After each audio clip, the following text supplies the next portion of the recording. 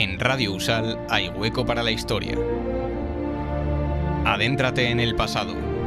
Vívelo en Radio Universidad con Historias de Bolsillo. Los lunes a las 5 de la tarde en el Aula 89. Historias de Bolsillo con Daniel Justo y Moisés Rodríguez.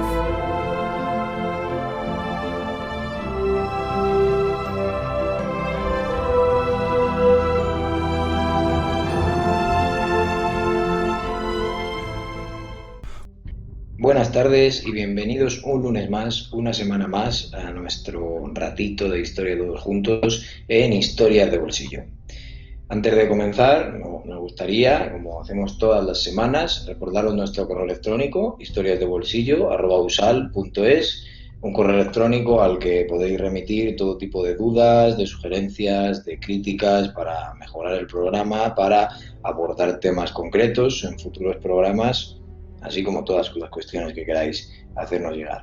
Ya sabéis que los programas de Historias de Bolsillo se publican semanalmente en la web oficial de Radio Usal, además en Spotify y también en iVoox, donde podéis encontrarnos tanto dentro del canal de Radio Universidad de Salamanca como en el programa Historias de Bolsillo, si lo ponéis directamente en el buscador. Otra forma de contactar con nosotros y de enteraros cuando sale un nuevo programa es el Twitter, @asdebolsillo, con H porque es de historia. Y de historia es precisamente de lo que nos viene a hablar el invitado del día de hoy. Y para presentarnos un poquito este tema monográfico tenemos a Moisés, como todas las semanas. Bienvenido a Historia de Bolsillo y muchas gracias por estar de nuevo juntos en esta experiencia. Buenas tardes, Dani, gracias por la presentación. Sí, efectivamente, hoy vamos a hablar de un tema que a mí particularmente me parece necesario. Cuando imparto docencia aquí en la Universidad de Salamanca, pues el periodo entre guerras, la Sociedad de Naciones y todo ese periodo que va de la Primera a la Segunda Guerra Mundial, incluso hasta el final de la Segunda Guerra Mundial, pues simplemente se tocan algunos temas, se habla de la Guerra Civil Española porque estamos en España y es evidente, ¿no?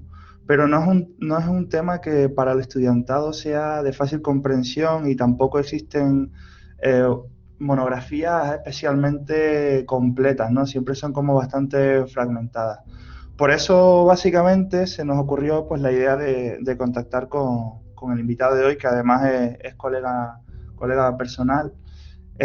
Bueno, él es David Jorge, profesor investigador en el Centro de Estudios Históricos del Colegio de México. Por lo tanto, ya el Colegio de México, como muchos saben, es la institución de posgrado más importante del país, y todos sabemos que la Universidad de México, México realmente es uno de los sitios donde, desde el punto de vista de la hispana, es puntero, ¿no? Bueno, su carrera, pues se doctoró en Historia por la Universidad Complutense de Madrid y después ha enseñado en distintas universidades estadounidenses, mexicanas, españolas. Vamos, tiene un currículum espectacular y lleva ya, creo que son 2 años en el Colegio de México. Y en cuanto a su bibliografía, destacamos 2 obras: Inseguridad Colectiva, que salió en el año 2016 y lo publicó Tirant Loblanche, y War in Spain de Rutherford, que se publicó en el año 2020. Así que nada, sin más dilación, empezamos ya, si te parece, Dani, el programa. David, buenas tardes, muchas gracias por aceptar la invitación, sobre todo porque sabemos que estás en México y que el horario, la diferencia horaria, ¿no?, esas 7 horas, pues son complejas. Hola, buenas noches y un placer estar con vosotros. Buenos días en España. Bueno, si te parece, empezamos ya entramos en materia.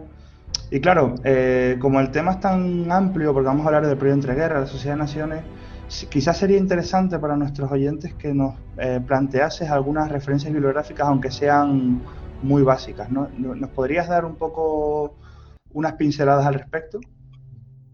Bueno, de bibliografía relativa al periodo de entreguerras se ha escrito mucho, se han escrito digamos, obras generales y mucha obra, desde luego, centrada en las principales potencias o estados protagonistas de la época, pero han sido, bajo mi punto de vista, las obras generales han pecado de un exceso de repetición acrítica de versiones preestablecidas en torno a determinados puntos que son absolutamente claves a la hora de explicar la evolución del periodo entre guerras. una evolución progresiva hacia un estado de crisis.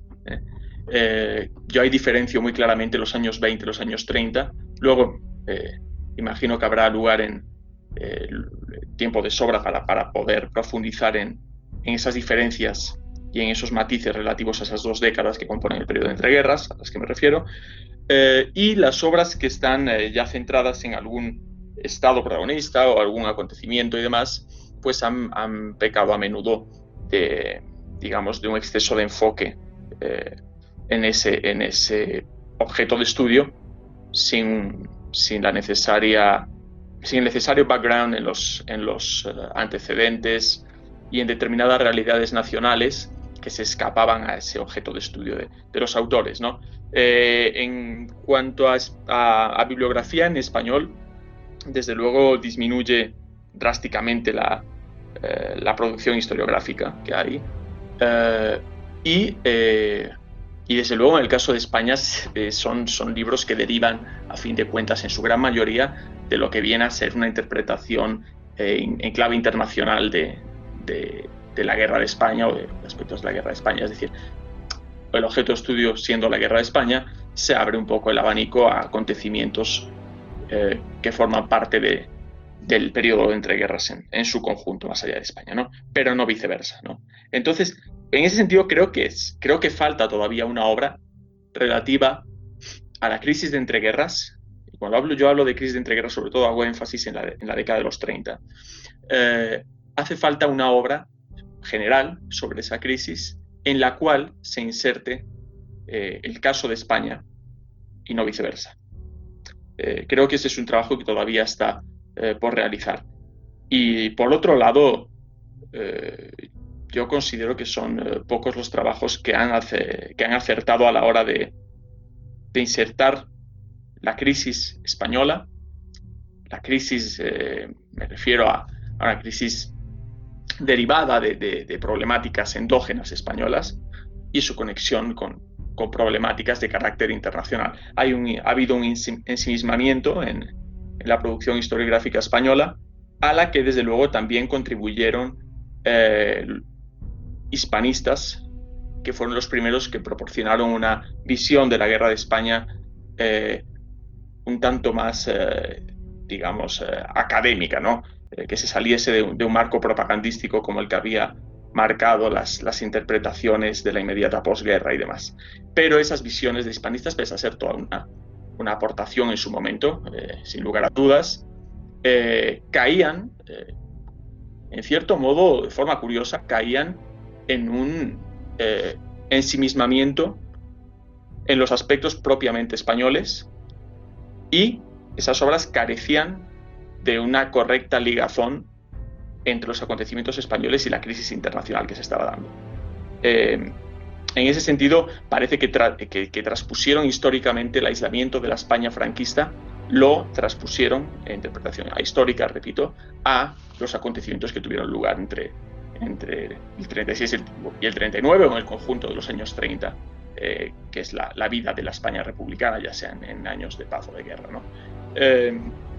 Entonces sí, yo creo que hay mucho todavía que aportar, y en lengua española y a nivel general. Hay obras, no me voy a enfocar ahora en dar títulos exactos, pero hay obras recientes que se han vendido como auténticos casi bestsellers historiográficos relativos a los años 30, con títulos muy pomposos, bajo el paraguas de instituciones de gran prestigio internacional, y que del capítulo 1 al capítulo final están plagados de errores, de repeticiones totalmente acríticas de versiones preestablecidas, de afirmaciones que no se sustentan en ninguna base documental.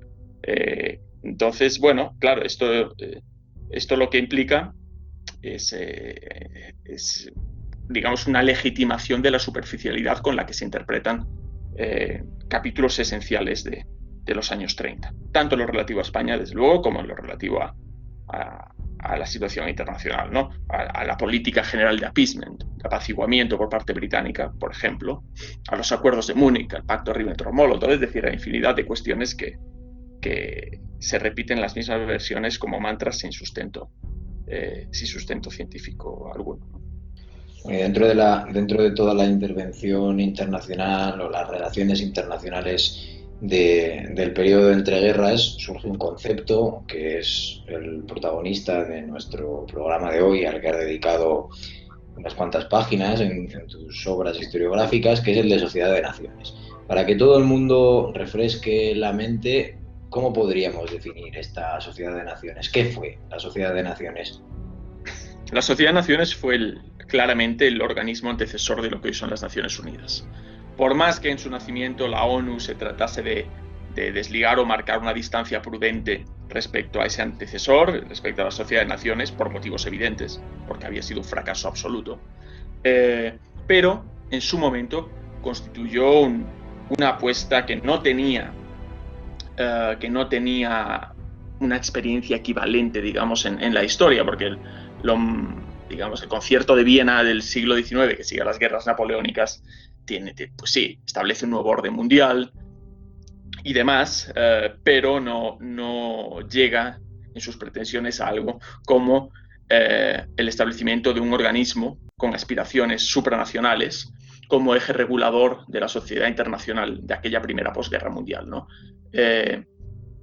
Fue un organismo que a través de su pacto constituyente pues representaba el eje vertebrador del derecho internacional de la época, y en ese pacto constituyente se establecía un articulado en base al cual se pretendía hacer imposible la repetición de un conflicto de la magnitud de la guerra de 1914-1918. Esa era la esencia.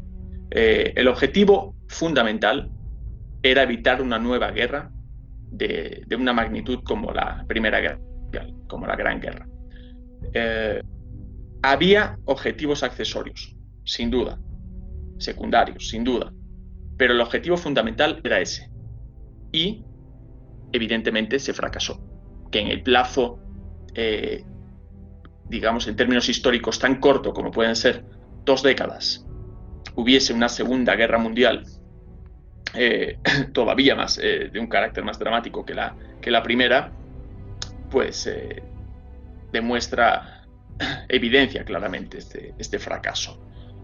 En cuanto a objetivos accesorios, bueno, ahora hay una línea historiográfica que parece querer reivindicar la Sociedad de Naciones, querer reivindicar ciertos logros durante el periodo de entreguerras, que hubo éxitos en la lucha por controlar el tráfico de estupefacientes, que hubo grandes avances en cuanto a la recopilación de estadísticas útiles para cuestiones comerciales, demográficas y demás. Pero, es decir, en ese sentido, no puede ser que pequeños logros en estos aspectos secundarios, sino terciarios, pues realmente nublen la vista sobre lo que fue un fracaso a todas luces evidente, ¿no? Bueno, y eso en esencia, eso fue la Sociedad de Naciones. Era un organismo que, pese a tener un pacto, un articulado que le daba una solvencia jurídica, dependía en última instancia de los Estados miembros de la Sociedad de Naciones para que el organismo sí funcionase. Ahora, cuando los estados que se han comprometido a apostar por ese nuevo sistema de relaciones internacionales, por esa nueva organización que lo va a velar y demás, falsean los dados del juego, incumplen o hacen incumplir voluntariamente estas disposiciones aceptadas, aprobadas e impulsadas previamente por ellos, pues la situación es la que llevó a la crisis de entreguerras. Claro, dentro de estas interpretaciones historiográficas recientes, otras son más antiguas, pero ha habido una línea en los últimos 10 años que ha pretendido lavar la cara de este modus operandi de las relaciones internacionales en los 30. En el fondo no hay tanto, creo yo, una voluntad de salvar a la Sociedad de Naciones como una voluntad de nublar lo pernicioso que resultó la política de apaciguamiento. Porque lo que entierra realmente a la sociedad de naciones es el appeasement. Es la política de apaciguamiento impulsada por el Reino Unido desde que el Partido Conservador llega al gobierno en el otoño de 1931. 2 semanas después de constituido el gobierno británico, el nuevo gobierno británico, hay una agresión en Extremo Oriente, una violación clara de ese orden internacional de Versalles, una violación clara del articulado de la Sociedad de Naciones. Japón invade Manchuria, parte de China. China era Estado miembro de la Sociedad de Naciones. Todos los Estados miembros de la Sociedad de Naciones están obligados a acudir en ayuda de China. Da igual que China no sea una democracia, da igual que se alegue que China es un Estado tendente a la anarquía y demás. Eso no lo garantizaba la Sociedad de Naciones. La Sociedad de Naciones no garantizaba un tipo de régimen u otro. Lo que garantizaba era la soberanía nacional, la integridad territorial y la independencia política de todos los Estados miembros. Eso es lo que garantizaba. Y eso se violó. Se violó en el caso de Manchuria, se violó en el caso de la invasión italiana a Etiopía y, desde luego, se violó en el caso de España. Entonces, bien, ahora, claro, es evidente que hay también historiadores que han caído en un absurdo interpretativo defendiendo la causa republicana española, defendiendo la causa tal, en una clave democrática.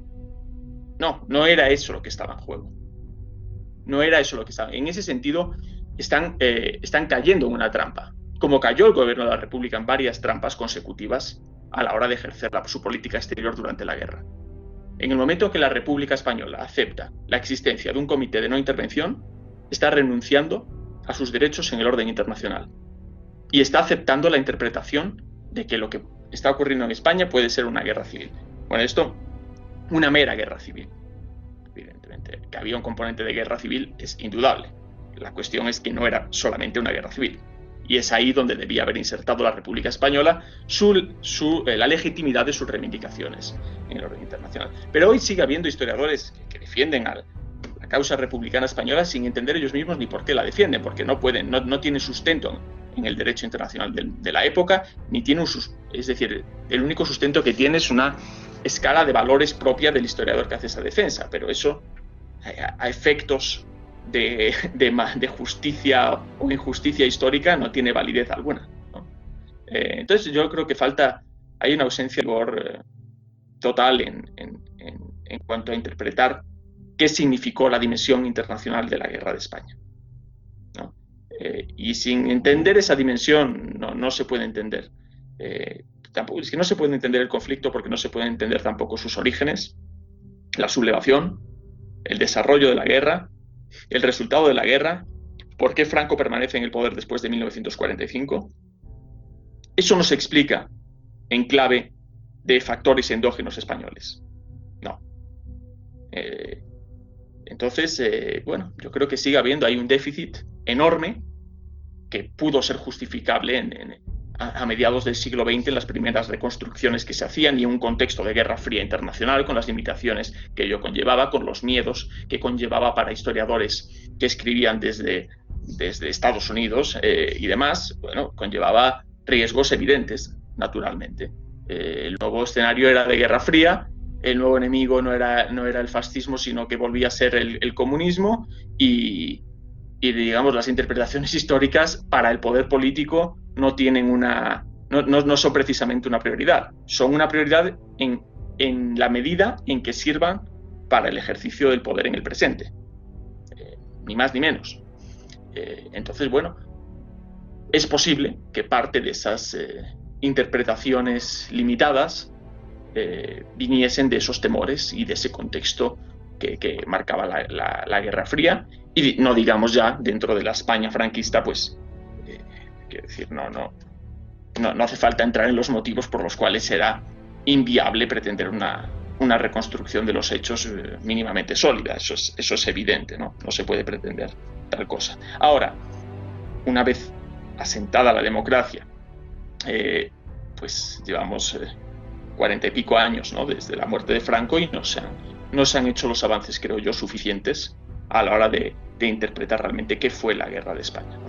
Y creo que has tocado muchísimos temas, ¿no? Y si te parece, vamos a recapitular un poco, sobre todo con el periodo entre guerras, porque a mí me parece que el periodo entre guerras, como tú has comentado, ¿no? Quizás desde España ha sido interpretado como, bueno, hay una guerra civil española, un conflicto aislado, de hecho, como si fuera, bueno, el típico, ¿no? De que desde España se interpreta nuestra guerra como algo excepcional.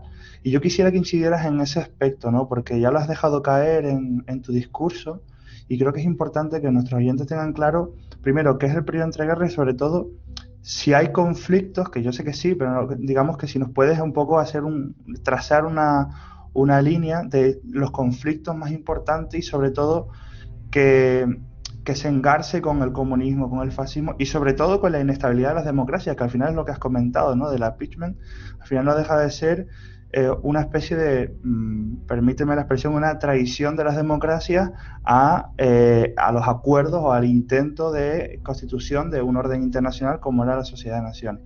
Quizás ese sería un punto en el que nos podría iluminar un poco el tema. Sí, bueno, evidentemente a partir del otoño de 1931 la crisis se va agudizando progresivamente en términos dramáticos, ¿no? En ese sentido es como una escalera progresiva hacia el precipicio, ¿no? Y esto no es una interpretación a posteriori. En el año 36 se habla de que ha iniciado una Segunda Guerra Mundial. Eso se habla en el otoño de 1936 en Ginebra, en la Sociedad de Naciones. No es una interpretación a posteriori de un historiador que conoce que hubo después una Segunda Guerra Mundial. Para eso están los documentos, para eso es importante no hacer reconstrucciones ahistóricas, no dar saltos en el tiempo, ¿no? Hay que ver en qué términos, con qué lenguaje se hablaba en cada momento, ¿no? Y en el año 36 se empieza a decir que ya ha iniciado una Segunda Guerra Mundial. Y yo estoy en desacuerdo con que España sea un prólogo de esa Segunda Guerra Mundial. El prólogo de esa Segunda Guerra Mundial es Etiopía. Por marginal, por absurdo que pueda parecerle a quien no esté conectado con el periodo, pero sí fue un turning point, sin duda alguna, en cuanto a la impunidad que conllevaba violar las reglas de juego internacionales. Mussolini lo tentó, nada más firmado los acuerdos del Frente de Stresa, desafió a las democracias y vio que efectivamente no ocurría nada.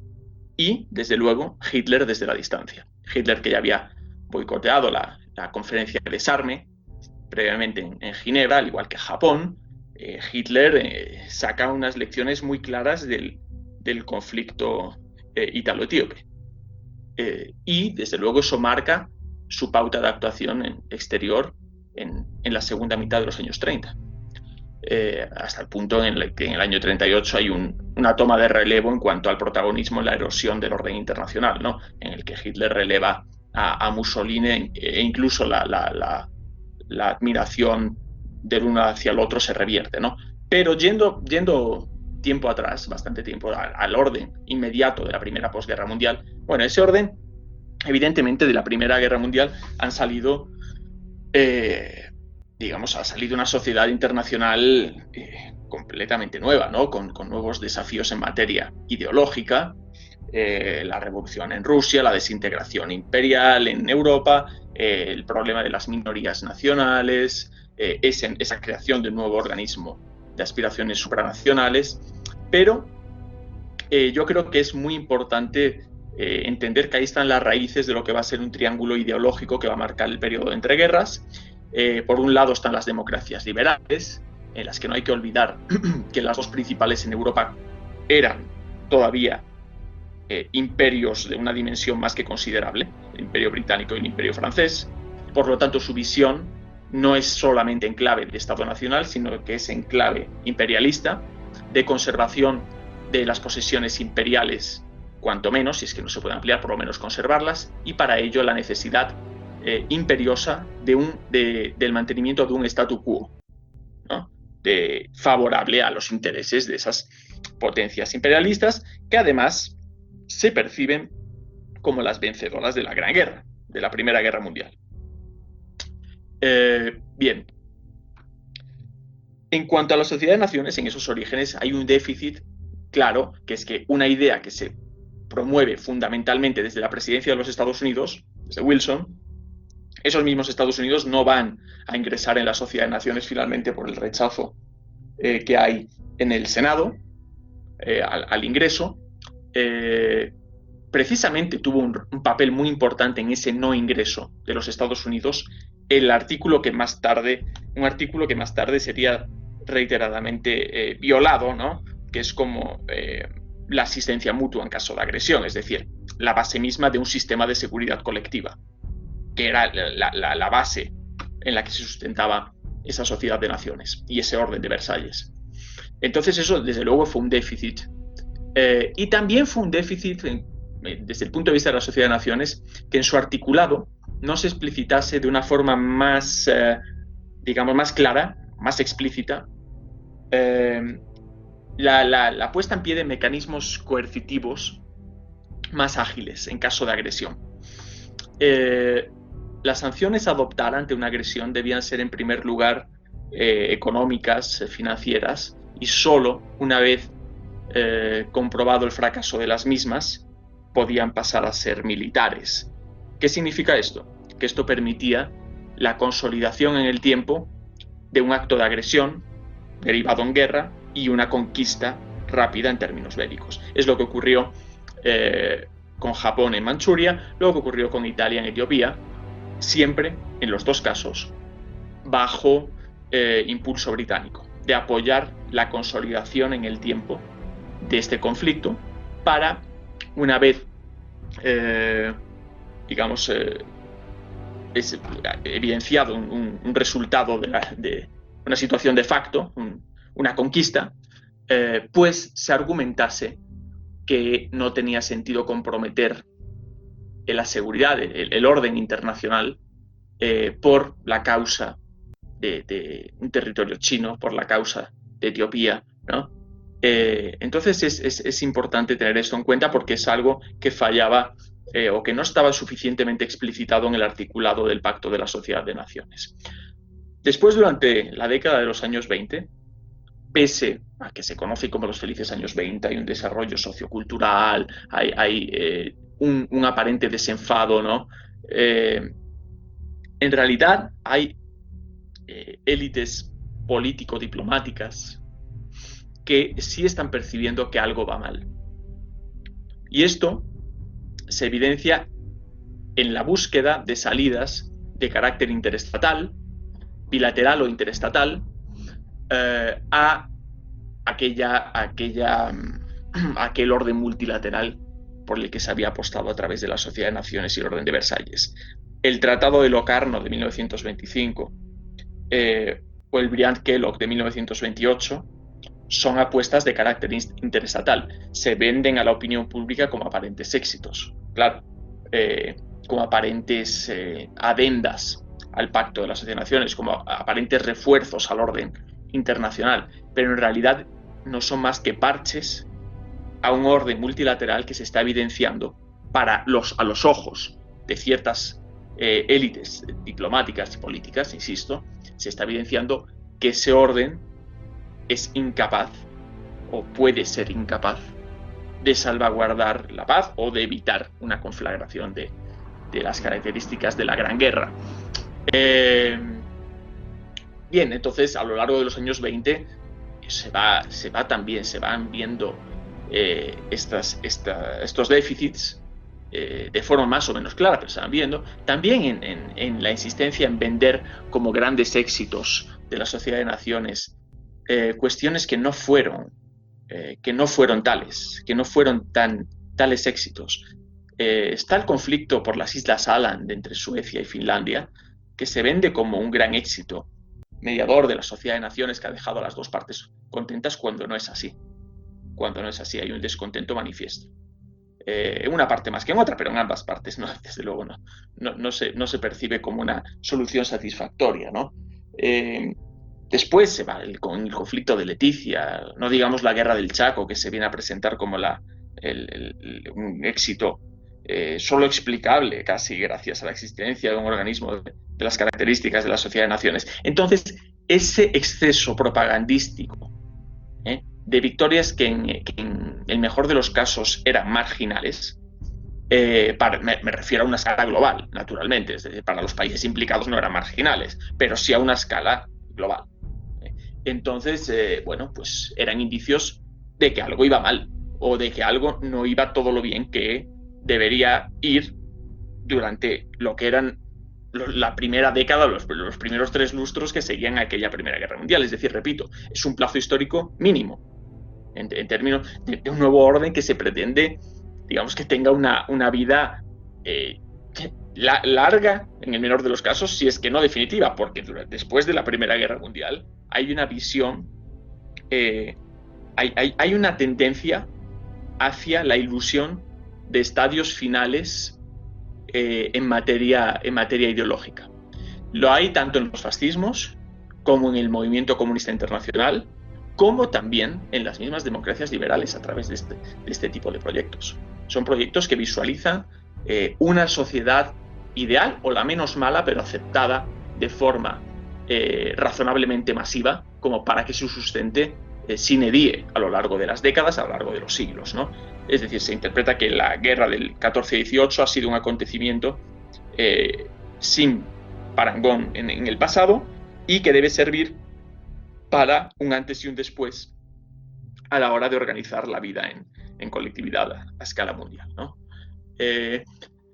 Y bien, claro, luego a los años 30, repito, pues la crisis es progresiva, es de otra naturaleza ya. Hay una confusión, vuelvo a insistir, hay una confusión de términos evidente en cuanto a la democracia, en cuanto a la paz, porque cuando la Sociedad de Naciones se pone en pie, tampoco, es decir, la paz es objetivo en la medida que la paz significaría que no ha habido una guerra de las características de la Primera Guerra Mundial.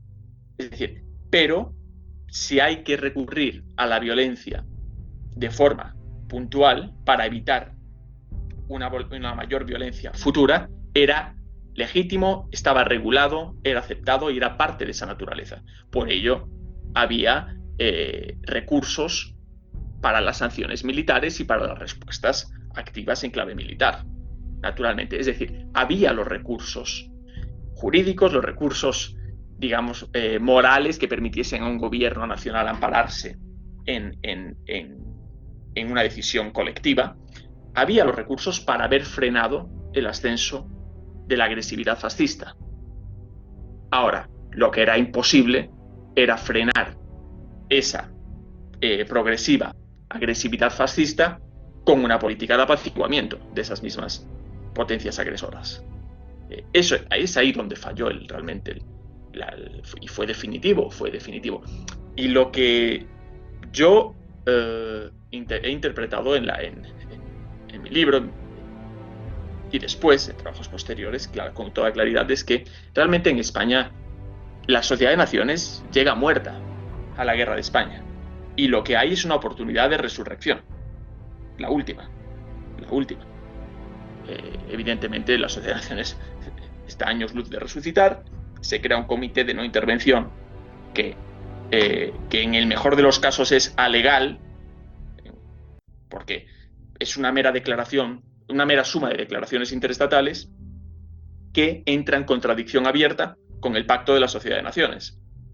Entonces, bueno, por eso digo, en el mejor de los casos alegal, si es que no queremos tildarlo directamente de ilegal. Entonces, bueno, la puesta en pie del Comité de No Intervención, pues, y la consideración de la Guerra de España en clave de una mera guerra civil entre españoles, eso va a sellar el destino de la República Española y va a sellar también la deriva, por supuesto, inevitable hacia una Segunda Guerra Mundial. Inevitable porque había potencias que la querían y que no iban a parar hasta que la lograsen. Por eso era inevitable. No entro en cuestiones teóricas y filosóficas de la inevitabilidad histórica, ¿no? Pero eso es un hecho claro. Y, digamos, los fascismos tienen en su misma raíz ideológica el recurso a la violencia. Es parte intrínseca de su... Es una apuesta en positivo, no es una crítica negativa para la percepción de un Estado fascista, de un líder fascista, ¿no? Desde luego, esa visión de la guerra de España como un conflicto dentro de la realidad europea y mundial del momento ha ganado enteros en los últimos años de investigación, en los que se ha apostado por ver cuál fue el papel internacional que tuvo. Comentabas ahora que una de las cuestiones que más afectó a las posibilidades de intervenir internacionalmente en la guerra en España fue la idea de que era simplemente una guerra civil entre españoles, simplemente, evidentemente, entre comillas, y siempre teniendo en cuenta cuál era la situación internacional. ¿Cuáles consideras que son las consecuencias que tuvo esta no intervención para la imagen de la capacidad que tenían los órganos internacionales para evitar un conflicto? Bueno, yo creo que para España las consecuencias de una interpretación en clave de mera guerra civil siguen siendo importantes hoy en día. Pero bueno, esto daría para hablar indefinidamente, ¿no? Para la sociedad internacional del momento, esto es lo más grave, porque nadie, o prácticamente nadie, se creyó que era una guerra civil entre españoles. Es decir, esto es lo que hace particularmente grave esa vertiente del apaciguamiento británico que fue la no intervención, que fue una vertiente específica del apaciguamiento aplicada al caso específico español. Claro, en el caso de España ya no se podía alegar, por mucho que fuese un país con poca tradición democrática, con poca tradición liberal, lo que se quiera, subdesarrollado para Europa, los cánones de Europa occidental en el momento y demás, no se podía aplicar la misma retórica a España que se había aplicado a Manchuria o que se había aplicado a Abisinia. Porque, es decir, la interpretación de esos conflictos, de forma más explícita o más implícita, pero indudablemente era una interpretación en clave de civilización versus barbarie. Entonces, en el caso de España era un tanto grotesco el que triunfase esa interpretación. Incluso para unas élites político-diplomáticas que no adolecían precisamente de cinismo, pero eso no calaría entre las masas, entre la opinión pública de sus propios países, entre la opinión pública británica, entre la opinión pública francesa o entre la opinión pública estadounidense en última instancia, ¿no? Por lo tanto, conviene poner en pie una nueva versión del apaciguamiento para el caso específico español, y ahí la mal llamada política de no intervención, porque fue una política que claro que supuso una intervención, pero solo contra el gobierno de la República Española, porque le prohibió abastecerse de armas en el exterior para su propia defensa, para su legítima defensa. Digo legítima en tanto que era un Estado legítimamente constituido y reconocido internacionalmente por esos mismos estados que ahora le privaban ese derecho a la autodefensa. Ya no el saltar en su defensa, a lo que les obligaba el Pacto de la Sociedad de Naciones, sino ni siquiera permitirles su propia autodefensa. Para el bando sublevado esto no aplicaba porque evidentemente no era un Estado constituido como tal que tuviera que atenerse a disposiciones jurídicas, a acuerdos firmados y demás. Eran unos sublevados y aprovecharon eso claramente a su favor. No estaban atados de pies y manos. El gobierno de la República sí. Entonces no hubo realmente un engaño, pero la repetición, la no intervención se fundamentaba en esa consideración de que lo que ocurría en España era una guerra civil. Desde la Sociedad de Naciones se alega, el secretario general, Josep Avenol, alega también que se trata de una guerra civil y que por eso la Sociedad de Naciones debe derivar en el Comité de No Intervención el proceso de toma de decisiones, que no es tan ilegítimo, digamos. Lo que es interesante de todo esto es que en el bando franquista, en la Secretaría de Relaciones Exteriores del bando franquista, se tiene una clara conciencia de los beneficios que puede representar esa interpretación del conflicto en clave de mera guerra civil, a la hora de anular la legitimidad de las reivindicaciones del gobierno de la República en el exterior. Bien, entonces, claro, lo que hace es impedir a la República su defensa. Después, esto es otra dimensión, pero está ese argumento, falso argumento de la equidistancia, ¿no? De que la República le ayuda a la Unión Soviética y, bueno, la Unión Soviética ayuda a la República, le vende armas a la República, más que ayudar, le vende armas a la República. Una vez que Italia y Alemania están ayudando al bando sublevado, y una vez, solo una vez y mucho después, de hecho, de que se ponga en pie la no intervención y de que se evidencie en el Comité de No Intervención, con sede en Londres, y en el que eran miembros la Unión Soviética, Italia y Alemania, en el que se evidencie una y otra vez la continua violación del acuerdo de no intervención. Entonces es el momento en el que la Unión Soviética se ve desligado del acuerdo de no intervención, tal y como se estaban viendo de facto desligados Italia y Alemania. Bien. Después, yendo más allá de la guerra de España, sí, esta interpretación sigue, y sobre todo en el Reino Unido, sigue teniendo calado cuando, derrotados Hitler y Mussolini en 1945, se retoma para España esa consideración de guerra civil y se pasa de la no intervención a la no liberación. Es decir, sí, Franco era aliado de Hitler y de Mussolini, de acuerdo, pero Franco, muertos Hitler y Mussolini, con un país en ruinas, no representaba ningún peligro para los países aliados, los vencedores de la Segunda Guerra Mundial, y sí representaba una cierta garantía, un valladar en España para la penetración del comunismo, para que pudiera haber un gobierno democrático, se quiere, pero con una presencia importante de fuerzas comunistas, y bastante tenían ya con controlar eso en Italia y en Francia. Por lo tanto, Franco se concibe que Franco va a tener que depender de esas potencias ganadoras de la Segunda Guerra Mundial, las potencias anglosajonas, fundamentalmente Estados Unidos y Gran Bretaña, va a tener que depender de ellos y lo van a tener atado de manos a su favor. Bueno, esa es la interpretación y el paso de los años pues dio la razón a esa interpretación. Es decir, cuando Franco afirma en 1953, al firmar los pactos con Estados Unidos, que hoy sí hemos ganado la guerra, bajo mi punto de vista no está diciendo ninguna tontería.